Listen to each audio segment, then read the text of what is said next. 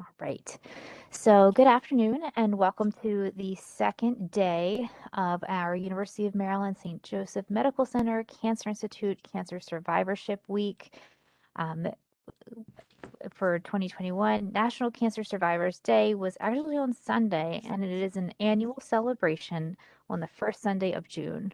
We're excited in extending it to a week of virtual events. As with National Cancer Survivors Day, we are going to support the many challenges that come with a cancer diagnosis, cancer treatment, and life after a cancer diagnosis and treatment. We know that with over 16.9 million cancer patients in the US, it is incredibly important to support the ongoing challenges of cancer survivorship and to promote more resources, research, and survivor friendly legislation that it can improve the cancer survivors' quality of life. We put together an exciting week of virtual events that we know will be of interest, supportive, and will serve you and your family wherever you are on your cancer journey. Our dedicated and talented staff at the Barbara L. Posner Wellness and Support Center and throughout our entire Cancer Institute are part of our events that you will not want to miss. Please share this week of events with your family and friends. All are welcome. And check out our website at universityofmarylandstjoseph.org at .org/superhero for a complete list of events and links to each virtual event. And of course, let us know if you have any questions. You're welcome to give me a call at 410-427-2598. And without any further ado, I'd like to welcome our resident dietitian, Lauren Moller-Seat. Lauren has been a dietitian for 2 years and has experience in long-term care and joined our team in March, and we are so excited to have her. She also runs a very successful food blog called Seat at the Table.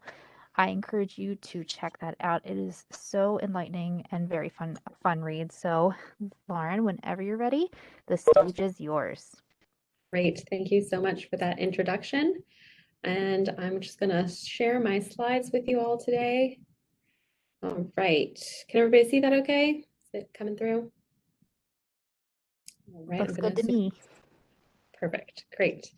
All right. So today we are going to dive into understanding the plant-based diet, what it is, why it matters, how to start, and what to eat. Just a disclaimer, just so that you know, this is presentation for informational purposes only. Please keep in mind that these are suggestions. There is no one perfect diet for everybody. And often the most important principle that I start off with every client is making sure that they're eating enough. Because if you're not adequately fueled, it's really hard to get into the specifics of what foods you might want to start eating. So if you're not in a place emotionally or financially to start making changes to your nutrition, this information might be more useful to you at a later time. So this will be recorded and you can view it at another time. And just as a reminder, food shouldn't cause you additional stress, but if you're feeling overwhelmed and don't know where to start or how to start making choices in your own eating patterns, then I hope that you'll give us a call here at the Wellness and Support Center to schedule an appointment with me so we can talk about your specific needs. All right, so diving right in, what is a plant-based diet? Well, there's a couple of different variations, starting with the most restrictive is a vegan diet, which basically means that there are no animal food products. So a strictly vegan diet would mean no honey because it's made by honeybees. Typically on this diet, there would be concern around getting adequate vitamin B12. So you'd need to get that from fortified foods or supplements. The next step up is a vegetarian or lacto-ovo, meaning lacto milk, ovo eggs. So it includes dairy and eggs, but no meat, poultry, fish, or seafood. A pescatarian diet includes dairy, eggs, fish, and seafood, but no meat or poultry. And then the semi-vegetarian or flexitarian diet includes all foods, but smaller and occasional amounts of meat, poultry, fish, and seafood. So on our image on the right, you can see it's a vegan burrito bowl. So that's sort of your base. If you were following more of a vegetarian diet, you might add a fried egg on top or put in some sour cream or something like that. A pescatarian, you might add some grilled fish or some shrimp, something like that. And on a flexitarian diet, you could again do eggs, fish, seafood, or you might have a little bit of grilled chicken or something like that. So those are sort of ways that that would look under those various diet terms. One of the main things that all of these diets have is that they're high in fiber. So there's lots of fruits and vegetables. And that's the main point that we're trying to get across today, is that a plant-based diet is an emphasis on plants. I've known vegetarians or vegans that don't really eat any vegetables.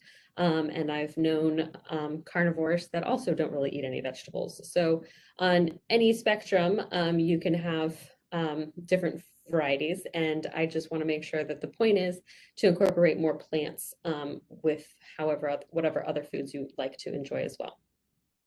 So the American Institute of Cancer Research, that's the AICR, recommends 30 grams of fiber per day. And right now, the average American adult intake is about 16 grams per day. So we've got some room for improvement there. And fiber is important because it helps with digestion, blood sugar, heart health, and cancer prevention. And there are two main types of fiber. We've got our soluble fiber, which helps lower cholesterol by acting like a sponge. It soaks up the waste cholesterol in the digestive tract and whisks it out of the body. And soluble fiber dissolves in water to form a gel-like substance, which can help increase feelings of satiety or that satisfaction feeling. It can absorb water, which can help bulk up loose stools and slows down the time it takes for excretion. So soluble fiber is the kind of fiber that's helpful if you're having loose stools or diarrhea. And it can be found in oats, beans, lentils, apples, carrots, apricots, bananas, etc. So those are just some ideas. It's found in lots of other things as well, but those are just a few suggestions. Insoluble fiber acts like a broom in cleaning out your digestive tract. It's not broken down, meaning it doesn't dissolve. And so it can ferment in the colon and acts as beneficial food sources for the good bacteria in our gut. It can increase frequency of stool and helps alleviate constipation. And that insoluble fiber is found more in nuts, seeds, whole grains, brassica, or those cruciferous vegetables, cabbage, broccoli, cauliflower, vegetables, and the skin of many fruits. So what are the benefits of a plant-based diet? Plant-based eating can promote heart health. In a British study, there was a 30% lower risk of hospitalization or death from heart disease in vegetarians compared to those who eat meat and fish. It can be proven to prevent or reverse heart disease and reduce the need for medications. Based on a meta-analysis, there is a 25% reduced risk of ischemic heart disease with vegetarian and vegan diets. Improves cholesterol. Again, pulses can lower LDL or the bad cholesterol levels by 7%, triglycerides by 10%. As you can see in the little image there, pulses are considered those dried beans, lentils, chickpeas, those things. Dry beans, we just mean separate from fresh green beans or fresh peas. So that's the difference, just a little breakdown of what we mean when we say legumes or pulses, things like that. And then other studies have shown that improved cholesterol and blood pressure on a plant-based diet, and that's thought to be because there's lower oxidative stress and inflammation with plant-based foods because they're low in fat, sodium, and are cholesterol-free. And then lower blood pressure as well. A nurse's health study showed that the Mediterranean diet reduces risk of coronary heart disease and stroke. And again, the Mediterranean diet is sort of an example of that flexitarian style, where there's an emphasis on whole grains, fruits and vegetables, and then a little bit of seafood and even less meat, poultry, and dairy. And then there's a reduced risk of cancer. The more colorful your diet, the more likely it is to have an abundance of those cancer-fighting compounds. Things like beta-carotene, lycopene, isoflavones, all of those phytonutrients that come from all of the brightly colored fruits and vegetables. So that's also one way to think about your diet, is making sure that you're eating a rainbow of colors. Plant foods contain fiber, as we talked about, and so that can help remove excess hormones like cholesterol and other hormones that can lead to breast and prostate cancer. And a diet high in fiber is associated with a reduced risk of certain cancers like colorectal cancer. So based on epidemiological studies, recommendations for prostate cancer survivors are to consume plenty of healthy fats, which come from fish, nuts, vegetable oils, soybeans, avocados, flax seeds, vegetables, and to focus on getting nutrients from foods rather than supplements, and to limit refined grains, sugars, processed meat, and high-fat dairy. So again, that's specifically for recommendations for prostate cancer survivors, but all of those are good tips for everybody at any state. Research also shows that non-starchy vegetables and fruits combined can decrease the risk of aerodigestive cancers, which include mouth, pharynx, larynx, esophageal, lung, stomach, and colorectal cancers. So everything from through the whole digestive tract. And then after people have been diagnosed with cancer, a plant-based diet may be helpful in improving survival. A 2006 cohorts of the Nurses' Health Study showed that women consuming 4 or more servings of legumes a week had a 33% lower risk of tumor recurrence than those consuming less than 1 serving a week. So again, lots of ways that plant-based eating can be helpful. It can also help with stabilizing blood sugar, can help prevent and manage type 2 diabetes, can help lower body weight, improve insulin function, and help reverse symptoms associated with type 2 diabetes. So based on a 2003 study at NIH, the National Institute of Health, a plant-based diet controlled blood sugar 3 times more effectively than a traditional diabetes diet that limited calories and carbohydrates. And part of the thought process around this is that it's a little bit easier to understand doing a vegetarian or a vegan diet than to reduce portion sizes and try and count carbohydrates, which can be a little bit harder to understand and really master on a traditional diabetes diet. And a lot of this is thought to be related to insulin resistance, which is related to a genetic predisposition for lipid accumulation in the cells. And this accumulation may be responsive to diet. So the lipid lowering effect of vegan diets, because they don't have dietary cholesterol, low in saturated fat, and help clear out cholesterol from the bloodstream, are thought to help with preventing that lipid accumulation that can cause insulin resistance, which can cause type 2 diabetes.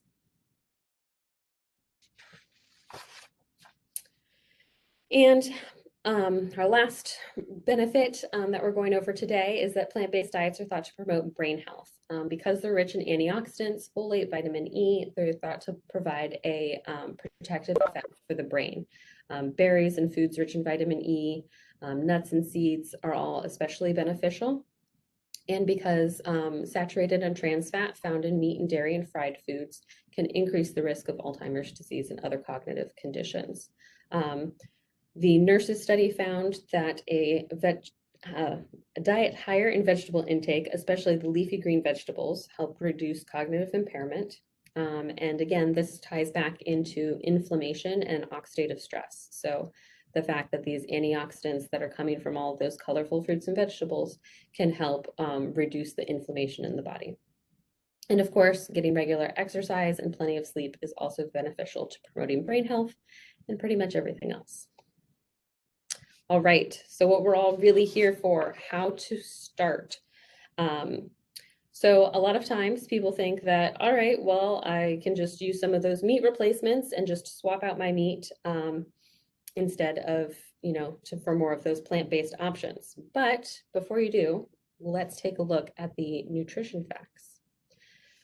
So here is a fun little chart that goes into beef burgers, turkey burgers, Beyond Burgers, which if you haven't heard of them are a plant-based alternative, Impossible Burgers, also plant-based option, and veggie burgers. So these are some of the options out there on the market.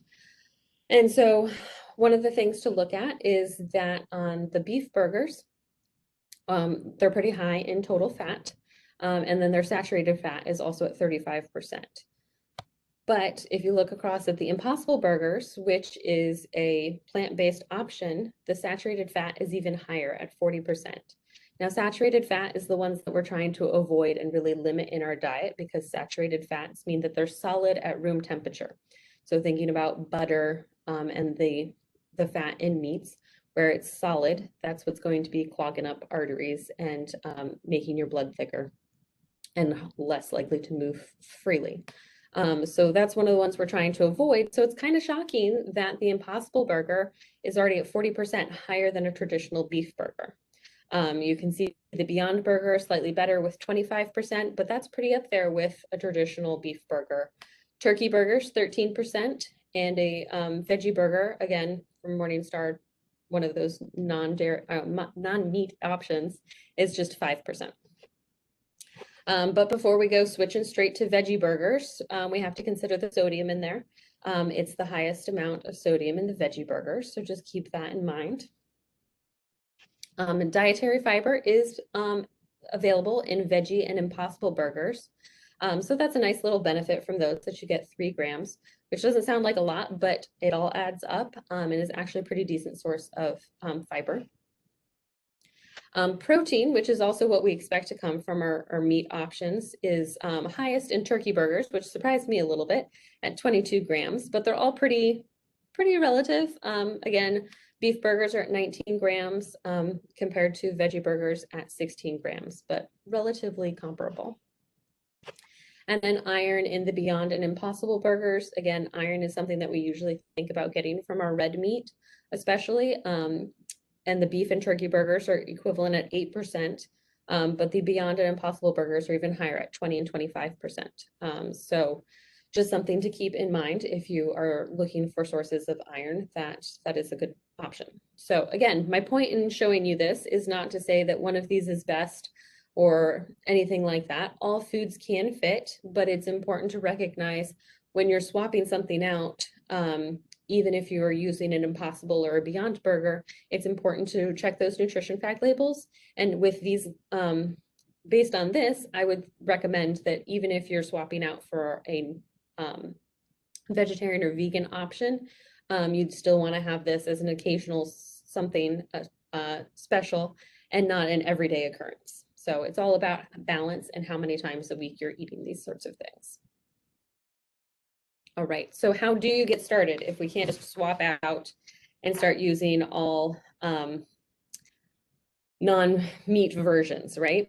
So basically, try starting small. It doesn't have to be a complete conversion overnight. Starting off with a meatless Monday or choosing one meal a week, increasing that a couple times a week.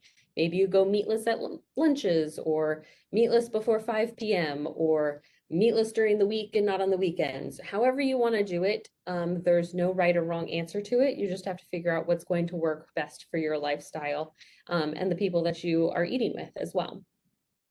Keep in mind that the main point is to eat lots of vegetables. So again, you can do this with any eating pattern, but think about trying to make half your plate vegetables. Think about eating the rainbow. These are just ways to incorporate more fruits and vegetables and sort of give you a goal for meals.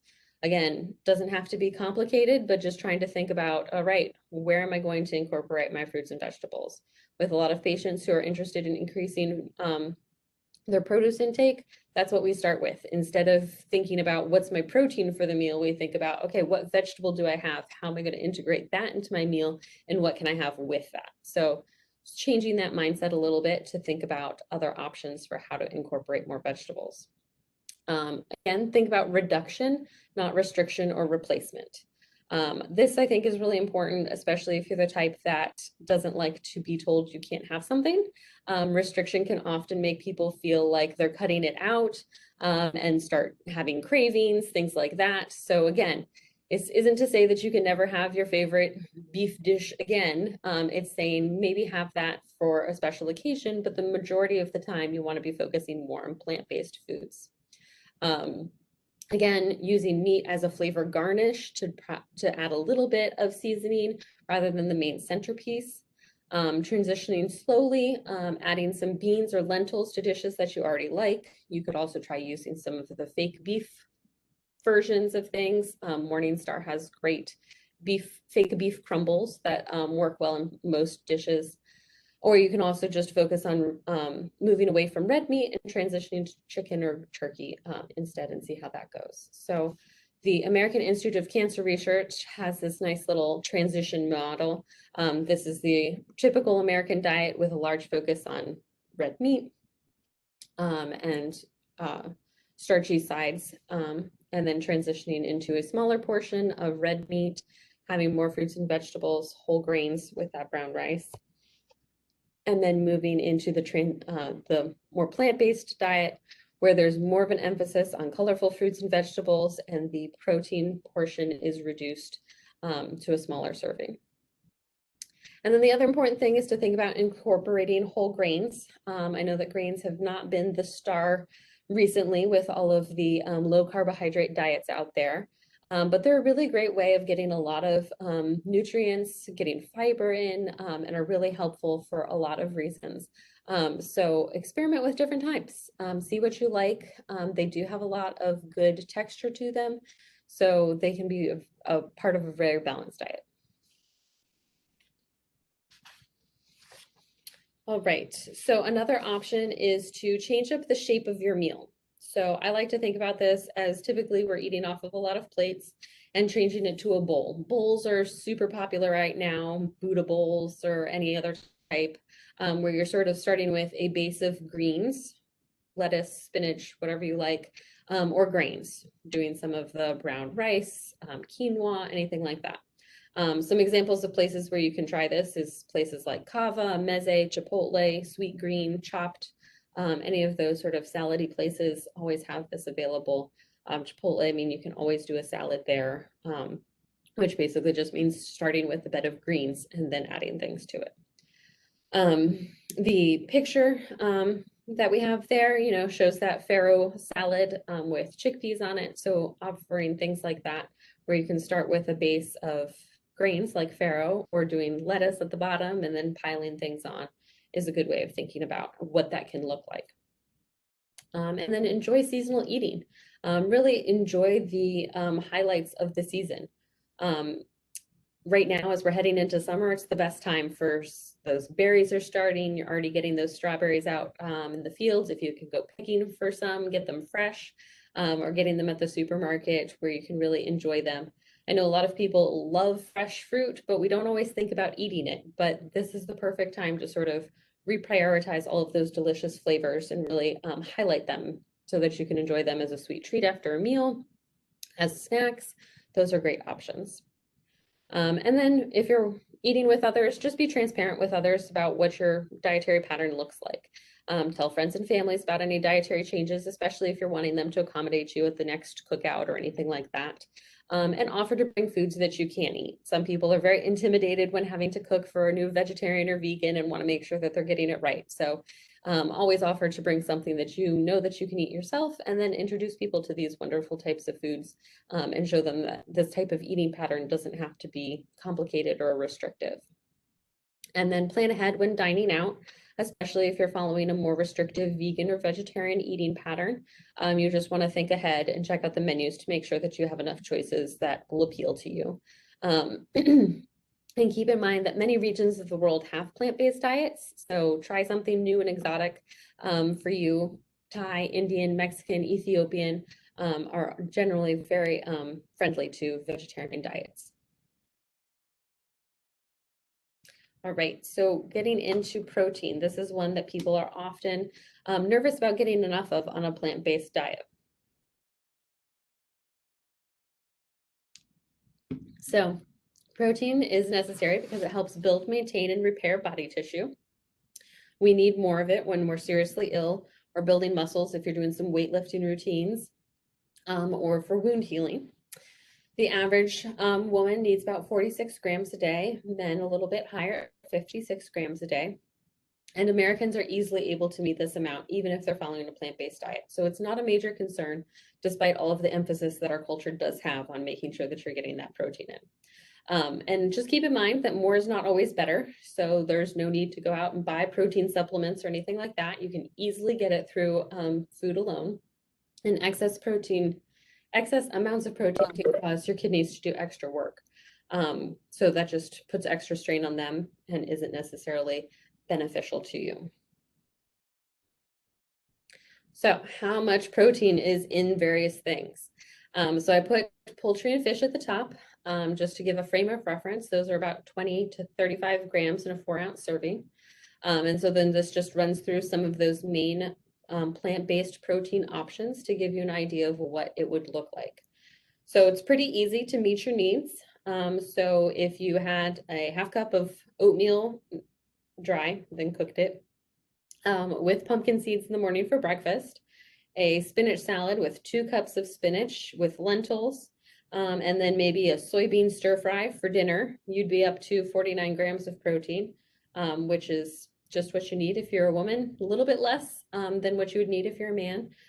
Again, keep in mind that those are just averages. And so if you wanted to get a little extra in, you could do another 1/4 cup of nuts as a snack sometime in your day, or again, very easy to add in extra protein. So there's lots of ways to get that into your diet. Carbohydrates are another main macronutrient. And the main goal is to choose complex carbohydrates for lasting energy and a good source of fiber. So thinking about 3/4 of your calories coming from carbohydrates, and that's very easy to do because beans, lentils, whole grains, fruits, vegetables, those all count as carbohydrates, and really focusing again on those whole foods, trying to focus on shifting from processed foods to more of those whole plant-based options. And again, as always, limiting simple carbs, such as added sugars, syrups, and white flours. Again, just try and reduce those things so that you have more room for the things that are really providing you with a lot of extra nutrition. You want to get that nutritional bang for your buck.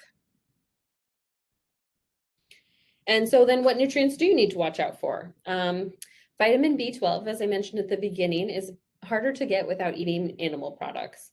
You can find it in some fortified foods. Cereals, nutritional yeast, soy milk are often fortified. But something to keep in mind is that absorption naturally decreases with aging. So you can always have your levels checked with routine blood work. Just talk to your doctor about getting that test ordered so that you can see if you need to take a supplement for that. Again, it's possible to get enough in your diet, but if you are following a strict vegan diet, especially not having any dairy or eggs, then it might be helpful to take a supplement. Calcium is another one that's a little bit trickier, but we need to be mindful of on a restrictive diet. It's better absorbed from low oxalate vegetables. So that would be things like kale, turnip greens, bok choy, Chinese cabbage, or from fortified foods. Other foods do have some moderate bioavailability. It just isn't as well absorbed. So that's again why we usually push for dairy products, because that is one of the easiest ways to absorb it. But it is possible to get it in other foods. Again, just a note about those fortified foods, make sure you are checking the nutrition fact labels to make sure that what you think should be in it is in it. Especially with doing things like tofu, not all tofu varieties are made with a calcium. So just check that to make sure that it's in there if that's what you're hoping for. Omega-3 fatty acids. Typically, the main ones that we're looking for are EPA and DHA, which are helpful for our brain. But typically in most vegetarian foods, it's coming in the form of an ALA fatty acid. And that's found in flax, chia, hemp seeds, walnuts, canola, or olive oil. And that's a fine option. It's just a little bit harder for your body to convert it from the ALA to the kind that we really want, the EPA and the DHA. So you might want to just be mindful about increasing that intake so that you get more of those omega-3s that we're really looking for. Iron, while it is harder for the body to absorb non-heme iron, meaning not from blood, meaning not from what we would think about those animal products, right, in our red meat, often the body does adapt and becomes more efficient at absorption. So vitamin C can help with iron absorption, adding it to dark leafy greens and beans. Again, you can have your levels checked with blood work, but again, it's not that hard to increase your intake if you're mindful about it. Vitamin C comes in a variety of things. Citrus fruit to Brussels sprouts, broccoli are also good sources. So it's pretty easy to combine those to make sure that you are getting enough. right, so here's just sort of a general list, brainstorming ideas of ways to have breakfast in a plant-based way. So doing yogurt or soy yogurt with fruit and granola, cereal with milk or soy milk. Again, cereals are one of those things that might be actually really beneficial because does tend to be fortified. So it might already have fortified B12 or iron in it. So keep that in mind that it's one of those processed foods that might actually be really helpful for you. Oatmeal with soy milk and fruits and nuts. Overnight oats, which basically just means soaking your oats overnight so that you have a cold version instead of a hot version. Always helpful when heading into the warmer months. Smoothies, again, focusing on making sure that you're getting some sort of protein in your smoothie, whether that's from peanut butter, a yogurt, soy yogurt, tofu, lots of options. You could do nuts and seeds in that as well. Tofu scrambles are also an option. That's also can be a good way of getting in some vegetables early in the day. Savory oats with vegetables, again, sort of switching things up so that you starting your day off with some vegetables can be a great way trying to get in those increased servings. Breakfast burritos, something that you can make ahead, have in the freezer to heat up. You can make them with beans, you can make them with eggs, you can make them with a tofu scramble, lots of options there. And then also just exploring other countries' breakfast options. Americans are kind of unique because we all sort of think that breakfast is usually something sweet or really egg-based, but lots of countries in the world don't have special breakfast foods. They just eat whatever they'd eat for lunch or dinner, and they just have it as their first meal of the day. So no need to feel like it has to be especially different. So check out some of those, and all of these pictures that you've seen, all of those blogs will be listed at the end. So if anything particularly strikes your fancy, you'll have the links for all of these websites to give you more options for ideas. Lunch and dinner options. Again, one of my favorite meals is to do beans and rice. Super easy. And then you can really load up on the toppings. I love to do some shredded cabbage, add some cilantro, get some herbs in there, top it off with a little pico de gallo that I make with some tomatoes and lime juice. Really so many options for how to make that delicious and more exciting than it sounds. Doing salads, again, want to focus on doing grains and legumes to really get a balance of all of those nutrients and really make it more satisfying. Nothing worse than eating a salad for lunch that's only vegetables, and then an hour later you're starving again because you didn't have anything that really filled you up. So focus on getting those grains and legumes in there to make it more satisfying. Same thing with soups, adding those lentils and beans to get some of the long-lasting satiety from protein and fiber. Dal, again, a type of lentil with rice and naan. You can do bean burritos, enchiladas, tacos, any which way you like them. Doing a stir fry with tofu or with soybeans. And if anybody is out there wondering, I'm not sure if I'm supposed to be eating soy because I've had breast cancer or it runs in my family or any concerns about soy, we'll be doing a myth buster discussion tomorrow at 10 a.m. So tune back in to hear about why soy is safe and beneficial regardless of any cancer history. And snack plate. That's always a fun one, just to do a bunch of different nibbles, focusing on all of the different varieties of tastes that you might have. Again, don't forget to focus on those whole foods. So thinking about carrot sticks with dip or doing fruit and peanut butter, things like that. So just make sure that you're emphasizing some real whole foods, not just those packaged snack foods. Curry is also a great option. Lots of ways to do curry. And then sandwiches, those can be a little bit trickier for people to wrap their heads around without having those deli slices. So think about doing a hummus or a bean dip and then layering up vegetables for that crunch, or doing a veggie burger. Again, you can see in the pictures there's different ways of doing veggie burgers that you can make at home and freeze and have those ready at hand too.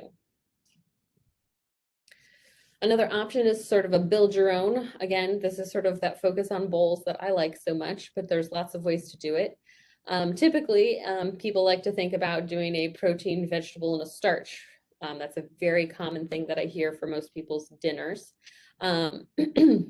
But in this sort of mentality, we can switch it up and sort of think, all right, you've got your protein. Where are you getting that? Beans, peas, tofu, nuts, seeds, anything like that. And then where's your fiber, your color? Where's that coming in? So you've got your starches from rice, barley, um, any sort of farro, squashes, potatoes. Then thinking about your vegetables, where to get that color in, really emphasize that. Even adding some fruits, right? We don't have to keep fruits just as a sweet dish. We can add them to our savory options as well. And then adding in some flavor, some extra crunch or texture to your meal. So dressings or marinades, adding salsa, doing crunchy toppings or creamy toppings, things like that are all ways to add some extra flavor. And I did see a question pop up about whether the slides will be available. The whole presentation will be recorded, so you can check that out later, and then I will have these links available to be posted as well. So those are all of the links of just some great resources. Again, these are not necessarily vegetarian or vegan websites. They have a wide variety of things that do emphasize that whole plant-based option. Okay. Any questions? Yeah, so there was a question that came in. It says, does Lauren have any recommendations for apps that help one to track macro and micronutrients, like doing a good diary for 3 days to increase awareness about what you may need or less of? And do you think they're a good idea? That is a great question. I frequently get that with people wondering whether they should be writing down everything they're eating. And generally, I don't think that you need to. If you find it helpful for yourself, then that's a fine thing to do. Generally, I like to focus more on making sure that you are listening to your own body's hunger and fullness cues. So, really tuning in. And again, sort of thinking about making sure that you're feeding yourself adequately. So, for more specifics on that, I hope that you will call and make an appointment with me so that we can talk about your specific needs. But in general, I don't think it's something that you need to do. Any other Another one questions? just, yeah, another one just popped up. It says, where does green tea come in for breast cancer patients? I have read different advice for hormone positive cases. That's a good question. I don't know the research specifically with green tea and breast cancer. Generally, I would assume that it is safe, but it might depend on what sort of treatments you're getting. So there could be an interaction with different medications. So that would be the thing to double check, either with me, with your doctor, with your pharmacist, just to make sure that there's not an interaction there. But generally, green tea does have a lot of health benefits to it. A lot of those, again, those anti-cancer fighting properties. But there are other ways to get those. So if you're wary or have heard that you shouldn't be drinking green tea, there's other ways to get that. All right, and same commenter said that they are just on tamoxifen now. So I know you said you don't have a ton of information, but just any Yeah, follow-up. as far as I'm aware, tamoxifen, the main consideration is to avoid grapefruit, but I haven't heard anything about green tea. But I'll look into that further. And again, feel free to reach out, schedule an appointment with me, or send me a message to follow up, and I'll look into that further.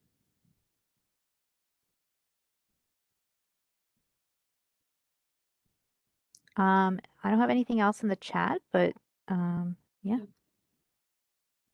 Great. Well, thank you everybody for joining me today. Again, just a reminder that I'll be back tomorrow morning at 10 a.m. with diving into more of the myth busting, some of those misconceptions around nutrition that you may have heard and what the facts are. So I hope you'll join us again tomorrow. Great. Thank you so much, Lauren. I really appreciate your time. A great presentation. Oh wait, Linnell just asked, what about turmeric? Turmeric is a great option. Definitely something worth including in your diet. Again, lots of antioxidant properties in that. Again, it's one of those brightly colored things. So generally, if it's brightly colored, we know it's good for us. I'd always recommend keeping it in doses that you would get in food. So thinking about adding it to curries. Golden milk lattes are also a very popular option these days. So if you like a hot beverage, that can be a fun way of incorporating it as well. Great. Thank you so much. If you have any other further questions, contact, me at 410-427-2598. Feel free to email me. I'll put my email down in the chat, and I can always get those questions off to Lauren. We can look further into it. And just to reassure somebody, yes, all of the slides and presentations will be available shortly after the presentations. If you could bear with me and give me a couple of days, it's just me working on them. So, but we will have them available to you, and we will make you guys aware of where they are. And does anyone have any other questions? All right. Well, thank you so much, everyone, for joining us. We hope to see you again at 10 a.m. tomorrow. And I hope you continue to enjoy the rest of your day. Thank you, everyone. Bye bye.